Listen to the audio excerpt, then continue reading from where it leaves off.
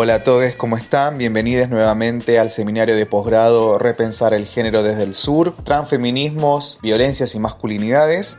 En esta oportunidad le traemos otro video de la unidad 1 en el que abordaremos las olas del feminismo y la contextualidad y actualidad de los feminismos. Comencemos. Hola chiques, ¿cómo están? En este video vamos a intentar responder dos preguntas. La primera es cómo podemos pensar la actualidad de los feminismos. La segunda tiene que ver con cómo podemos narrar su historia, o mejor, sus historias. La mayoría de feministas occidentales han coincidido e insistido en que los orígenes del feminismo pueden encontrarse como muy lejos en la Ilustración. Para quienes no sepan, la Ilustración fue un movimiento filosófico y cultural en la Europa del siglo XVIII que primordialmente acentúa el predominio de la razón humana y la creencia en el progreso. En este sentido es la epítome del proyecto moderno del que hablamos en el video anterior.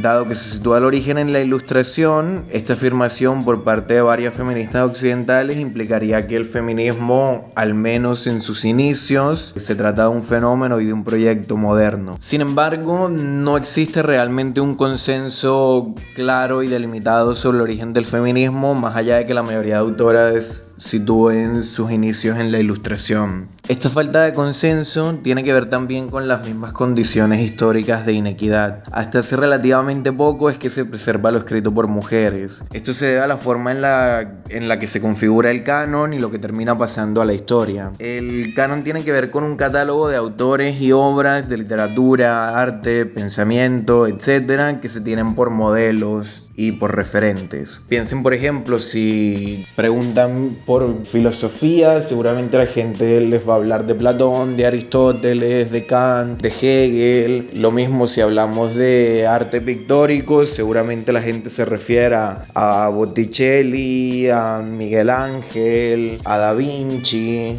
Noten acá cómo los ejemplos que pongo son todos de varones. Y lo cierto es que la mayoría del canon, al menos y sobre todo en Europa, es profundamente androcéntrico, digamos. Se construye y se define desde una perspectiva androcéntrica. Androcéntrico quiere decir centrado en lo masculino o en lo asociado al hombre. Todo esto hace que rastrear los orígenes de lo que escriben y piensan y militan las mujeres requiera siempre de un trabajo extra, en tanto es necesario buscar voces que han sido silenciadas o olvidadas con el paso del tiempo.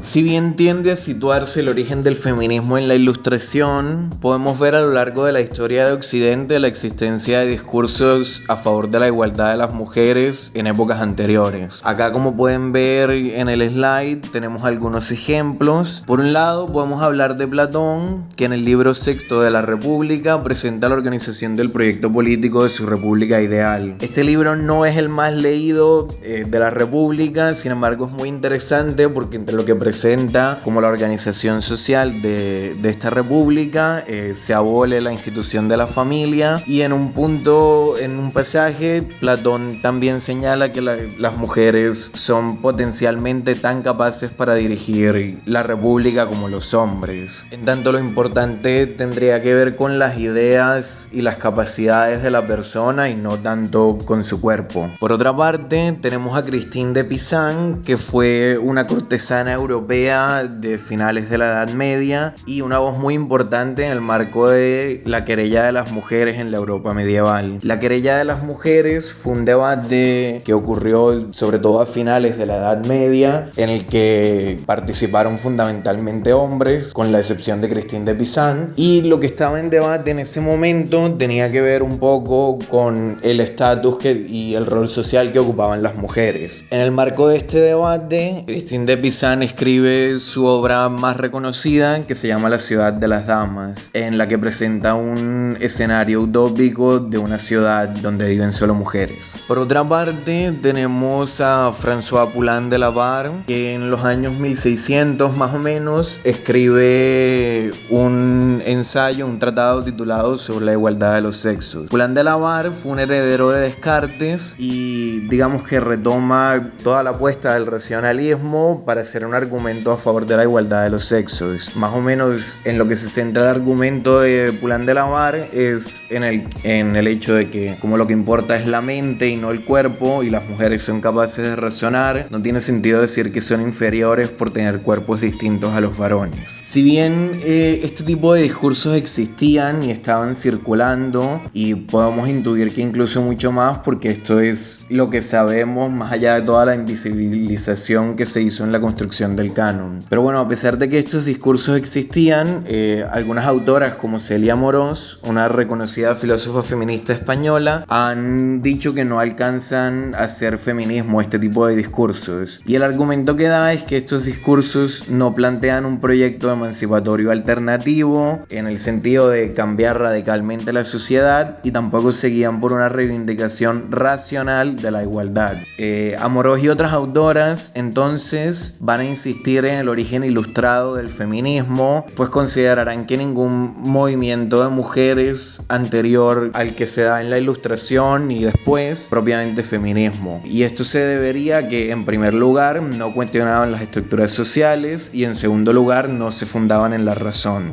Dentro de la reconstrucción de la historia del feminismo más dominante tenemos dos líneas que cambian en el punto en el que sitúan los orígenes, y esto depende desde dónde se narra la historia, digamos. Por un lado tenemos los estudios feministas eurolatinos, que son los que ocurren en España, Francia, Italia, y esta vertiente hace énfasis en las reivindicaciones femeninas ligadas a la Ilustración y a la Revolución Francesa. En este sentido, periodizan una primera ola que tiene lugar en la Ilustración, una segunda ola que tiene lugar con el sufragismo del siglo XIX y de inicios del siglo XX, y finalmente una tercera ola que podríamos situarla desde los 50 hasta la actualidad. Esta vertiente, la eurolatina, a veces habla de una cuarta ola, pero no vamos a abordar mucho de eso ahora. Por otra parte, tenemos los estudios feministas anglosajones, que estos hacen más énfasis en las reivindicaciones ligadas al sufragismo inglés y norteamericano. En este sentido, periodizan también tres olas, pero la primera la sitúan en el sufragismo del siglo XIX y a inicios del XX. Después una segunda ola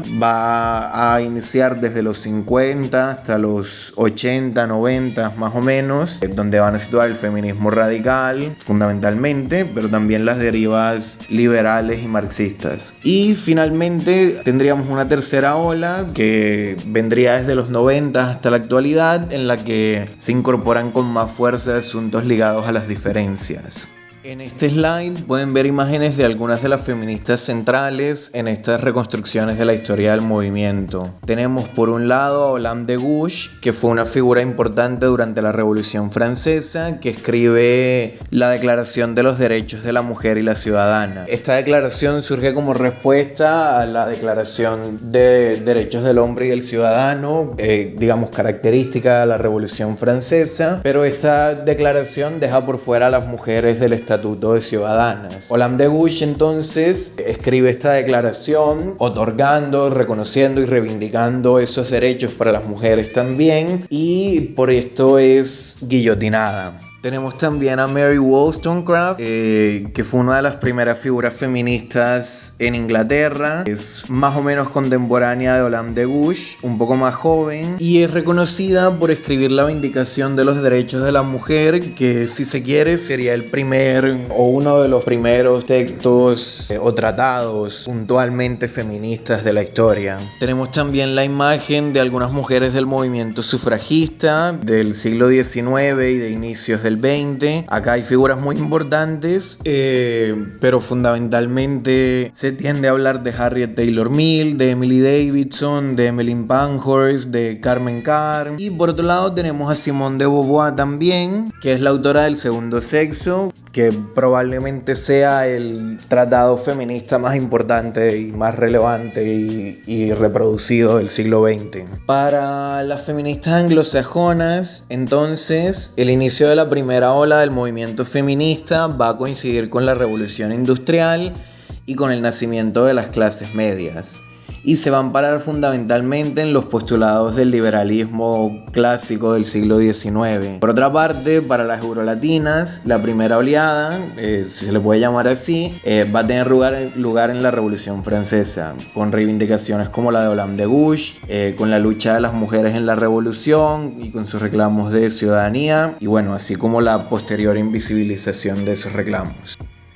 Lo cierto es que si observamos esta evolución histórica del feminismo desde una perspectiva decolonial, vamos a comprender que muchos de los desacuerdos entre las feministas a lo largo de la historia tienen que ver con la reproducción de la colonialidad que han hecho las mujeres occidentales. Esta actitud se ancla en una larga tradición de racismo epistémico. Para quienes no sepan, el episteme remite a un conjunto de conocimientos que condicionan las formas en las que entendemos e interpretamos el mundo en determinadas épocas. En el caso de la colonialidad y en la modernidad, este conjunto de conocimientos está profundamente marcado por una mirada racista. Y bueno, esta tradición de racismo epistémico iniciaría con el feminismo de la Ilustración, va a continuar con el feminismo norteamericano del siglo XIX y persiste en el feminismo de la igualdad contemporáneo y afecta incluso a otros tipos de feminismos. Recuerden que en el video anterior señalamos que la colonialidad es,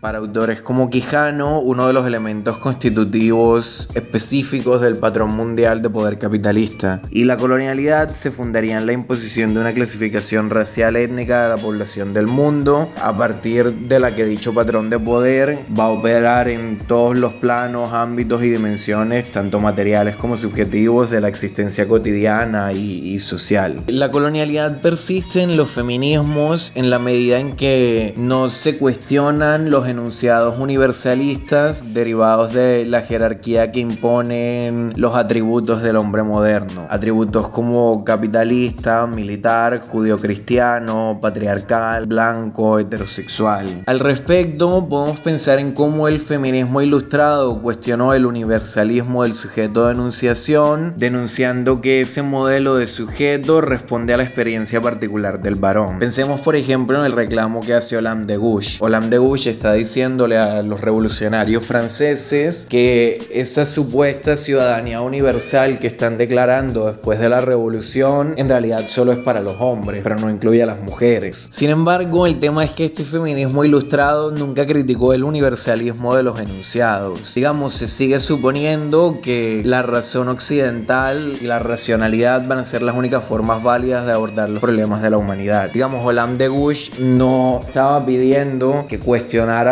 digamos, los enunciados universalistas o la lógica universalista, sino que en realidad quería como que ese universalismo cobijara también a las mujeres. Lo cierto es que esto pone en evidencia los límites del feminismo ilustrado, así como la pertinencia y la necesidad de buscar proyectos feministas que actúen simultáneamente sobre las distintas jerarquías que establecen los atributos del hombre moderno, digamos. Para comprender de dónde emerge esta crítica colonial, vale la pena que rastreemos un poco cómo irrumpe la noción o el concepto de diferencia en la historia de los feminismos. Inicialmente, el feminismo aborda la diferencia desde el paradigma de la diferencia sexual, con autoras como Irigaray o Murano. Y lo que va a criticar este tipo de feminismo, que se conoce como feminismo de la diferencia, es el concepto de la igualdad. En tanto, la igualdad supone igualarse a una norma que ya de por sí es masculina. A lo que va a apostar este feminismo de la diferencia, entonces, no es a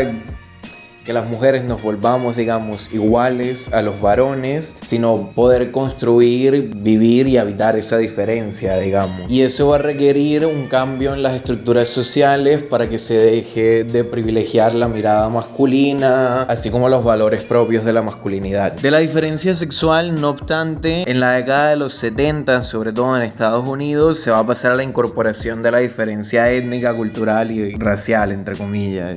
Esto va a tener que ver con los debates que van a surgir en esta época entre el feminismo más blanco y occidental y los feminismos de color, como el feminismo negro y el feminismo chicano. La diferencia también va a irrumpir desde las críticas que se van a formular desde el feminismo lésbico a la heterosexualidad obligatoria. Y lo que estos distintos tipos de feminismos de esta época van a señalar es que el feminismo blanco, entre comillas, o el feminismo más occidental, feminismo colonial, podríamos decir, invisibiliza las desigualdades sociales sufridas por las otras mujeres. Y en últimas lo que va a estar en el centro de esta crítica es que el universal mujer, digamos hablar de mujer en singular, de una única mujer o de una única experiencia de la feminidad, homogeneiza las luchas del feminismo y borra, invisibiliza no solo las diferencias, sino también las luchas concretas que otro tipo de mujeres distintas a la mujer blanca tienen. En este sentido, este universal mujer va a ser siempre un falso universal. Va a ser un ejemplo de lo que autoras como Seyla Ben-Habib han llamado universalidad sustitutoria, que es cuando tomamos una particularidad, algo que no, digamos que es particular y que no aplica para todos los casos, y lo construimos y lo señalamos como si fuera algo universal que aplica en todos los casos. Esto mismo va a pasar con el universal mujer y es lo que van a denunciar las feministas chicanas, las feministas negras y las feministas lesbianas.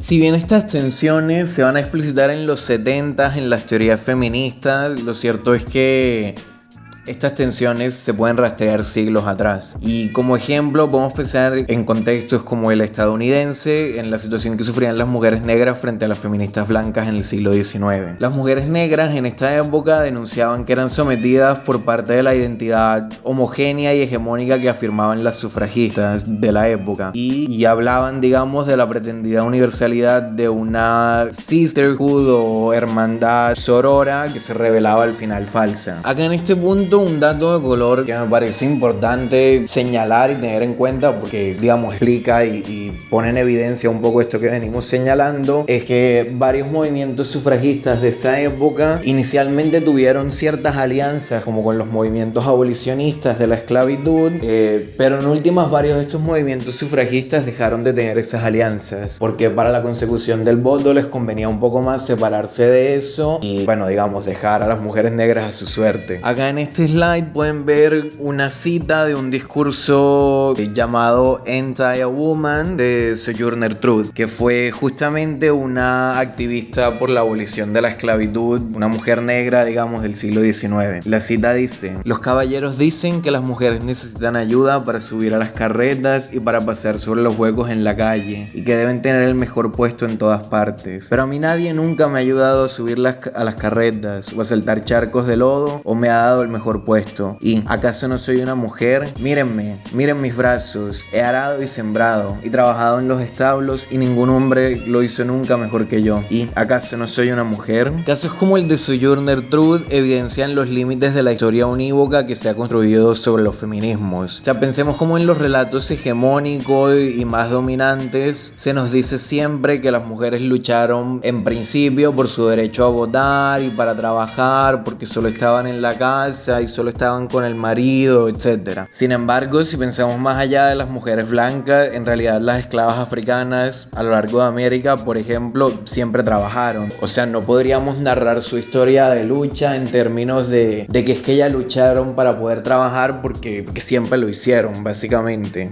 Otro ejemplo más local para problematizar esta narrativa unívoca y lineal tiene que ver con la movilización de las mujeres obreras anarquistas acá en Argentina, quienes, a diferencia de otras figuras feministas de la época acá, como Julieta Lanteri, que fue una sufragista, porque acá también hubo sufragismo, eso generalmente no se menciona y siempre hablamos de las figuras del norte. Bueno, las anarquistas, a diferencia de otras feministas de corte más liberal como Lanteri, nunca tuvieron, digamos, como preocupación central el acceso al mecanismo liberal del voto en las democracias estatales. O sea, la pelea de las obreras tenía que ver como con la abolición del capitalismo, con las condiciones de trabajo, etc. Lo que quiero ir poniendo de manifiesto, comentándoles estos ejemplos, es bueno, justamente el hecho de que, si bien es sencillo y didáctico, digamos, explicar la historia del feminismo en 3 olas y describirlas como se tienden a describir, lo cierto es que la historia de lucha es mucho más compleja y mucho menos homogénea y nunca han sido siempre las mismas demandas en los determinados momentos históricos. Y Y acá lo que empezamos a ver es que si los feminismos occidentales no aceptan que han reproducido diferentes formas de racismo y sexismo epistémico, no va a haber lugar a una verdadera descolonización de los feminismos. Esto es,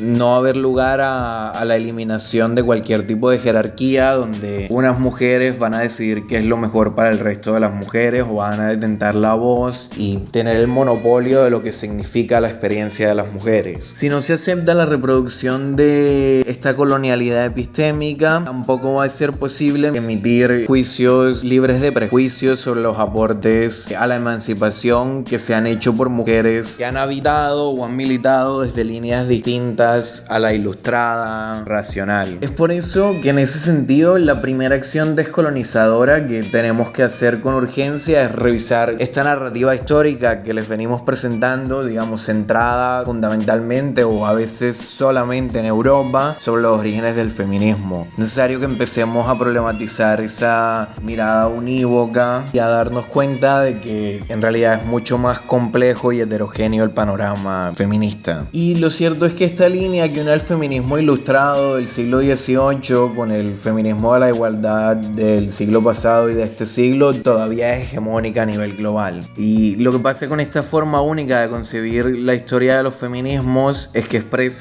cómo el feminismo blanco y occidental ha mantenido un discurso universalista de la modernidad y la colonialidad y ha querido hablar en nombre de todas las mujeres de todos los distintos contextos culturales. Y bueno, esta lógica universalista de la que venimos hablando, que intenta anular toda la diferencia para hablar de lo uno, es propia del hombre moderno y difícilmente podrá superarse si la hegemonización del género, digamos, esta creciente relevancia y mainstreaming que ha tenido el género en los discursos políticos recientes, no es reemplazada por enfoques más de corte decolonial e interseccional. Por otra parte, otro problema que se desprende de la división de la historia feminista en tres olas tiene que ver con que la realidad es mucho más intrincada y compleja que la visión lineal que nos propone la metáfora de las olas. Y lo cierto es que todas las olas coexisten de un modo u otro en la actualidad. Acá podríamos pensar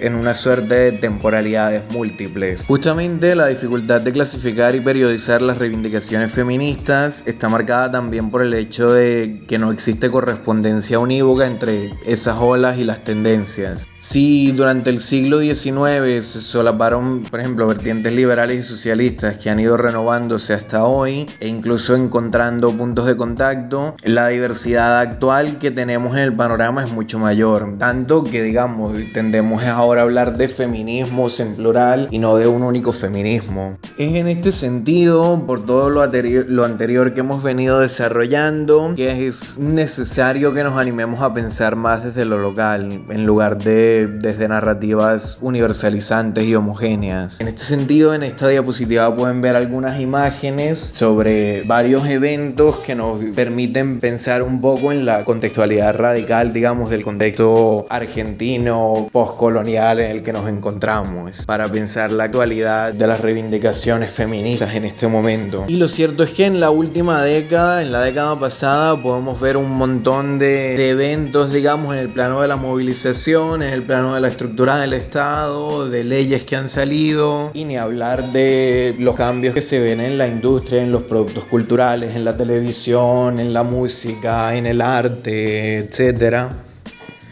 Tenemos entonces en la última década cuestiones como la ley de interrupción voluntaria del embarazo y toda la movilización previa que hubo a favor del derecho al aborto, la ley de matrimonio igualitario, la ley de identidad de género, la creación de la figura de femicidio como delito, el paro nacional de mujeres, todo el movimiento de Ni Una Menos, toda la lucha por la implementación de una ESI con perspectiva de género y de diversidad, la ley Micaela, Tesla, el cupo laboral travesti trans, la creación con este gobierno de los ministerios de mujeres y géneros en Nación y en provincia de Buenos Aires, el decreto que reglamenta el DNI no binario. Y bueno, todas estas cosas, todo este panorama que venimos viviendo los últimos 10 años, dan cuenta de la emergencia y la consolidación de la cuestión de género en el debate público. Todas estas conquistas, es importante recordarlo, no surgen de la nada, sino que tienen que ver con una movilización ardua y constante desde los mismos actores sociales y los mismos movimientos sociales. Y en definitiva, toda esta contextualidad de la historia reciente del país nos habla de esto, ¿no? De la hegemonización del género, de cómo el género ha logrado, a través de la militancia de distintos movimientos sociales, volverse una cuestión casi central o una de las cuestiones centrales en el debate público.